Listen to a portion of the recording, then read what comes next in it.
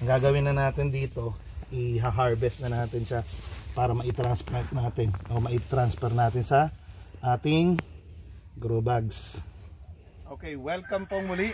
Isa na naman pong araw dito po sa Blessed Hillside, mga minamahal na mga ka-farmers.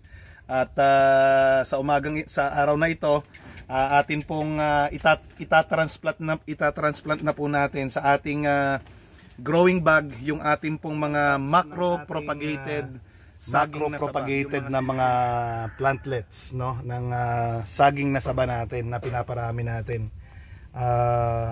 Ang gagawin natin ngayon, itatransplant na natin ito, yung unang batch natin, kasi mas magandang tanggalin na natin ngayon ito para ma-encourage yung patuloy na paglabas pa ng iba pang mga seedlings na ito na bago. Ngayon, na-transplant na natin sa polybag habang nagre-recover.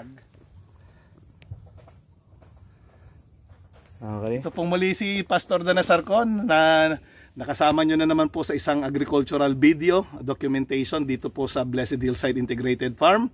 Nawa po naging pagpapala at naging tulong po ito sa inyo. At siyempre, ang panalangin natin na inspire kayo na patuloy na ma-inlove din sa agrikultura kasi kailangan ng bansa natin ang mga bagong farmer. Okay, God bless po sa inyo lahat hanggang sa susunod po nating pagkikita.